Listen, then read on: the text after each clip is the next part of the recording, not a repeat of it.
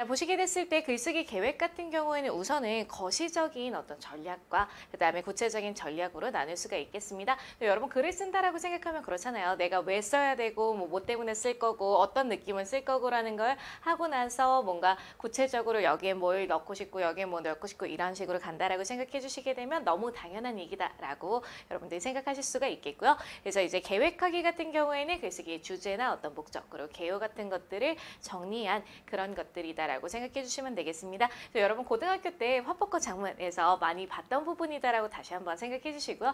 작문 부분에서 이렇게 개요를 썼는데 여기서 틀린 건 무엇이냐, 무엇을 옮겨야 되느냐 막 이런 거 많이 풀어보신 기억이 있을 겁니다. 그것과 거의 유사한 문제가 출제된다라고 생각해 주시면 되겠습니다. 자, 그래서 이렇게 검토하는 형식으로 출제가 된다. 그래서 여러분이 직접 쓰는 게 아니라 이미 누군가가 써놓은 내용을 바탕으로 해서 이게 맞네, 틀리네만 여러분 판단해 주시면 된다라고 봐주시고요. 자, 그래서 통일성과 연결성의 원리라고 해서 여러분들이 고등학교 때는 통일성과 응집성으로 배우기도 하셨을 겁니다. 그래서 통일성이다라고 하면 하나의 주제를 가지고 이제 글의 흐름이 자연스러운가란 얘기고요. 그다음에 연결성이다라고 얘기를 한 건 문장과 문종의 어떤 구조가 이제 자연스럽게 이어지고 있느냐라는 얘기로 여러분 봐주시면 되겠습니다. 그래서 주어진 개요의 흐름에 적절한 내용인지를 판단하는 능력이라고 여러분 봐주시고요. 그래서 글쓰기 목적이다라고 하면 여러분 크게 한 4가지 정도가 있거든요. 혹시 배웠던 기억이 나시나요? 그래서 정보 전달하고 그러니까 그냥 내가 아는 내용을 전달하는 거 그리고 설득하는 거 그래서 내가 이걸 씀으로 인해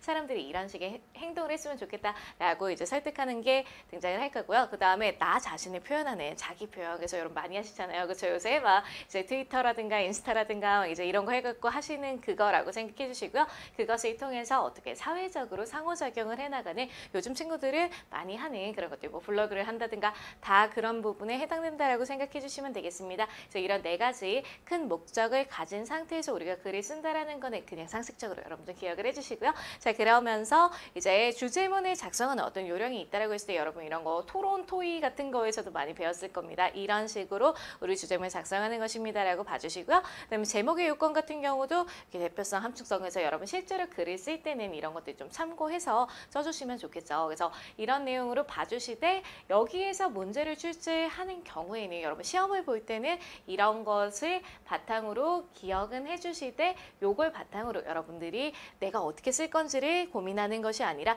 이미 나와 있는 것을 바탕으로 OX만 판단하면 된다라고 다시 한번 기억을 해주시면 되겠습니다. 자, 그러면 이제 고쳐 쓰기로 넘어가 보도록 하겠습니다. 이미 글을 다 썼어요. 이런 과정을 거쳐서 글이 써 있는 거를 보고 어떤 부분에 우리가 수정을 해야 되냐에 대해서 배우는 부분이다. 그래서 중고등학교 때도 뭐 퇴고니 해갖고 여러분 수행평가할 때 했던 기억 많이 나실 겁니다. 그래서 그런 것들 다시 한번 떠올려 주시면서 382페이지 펴주시면 되겠습니다.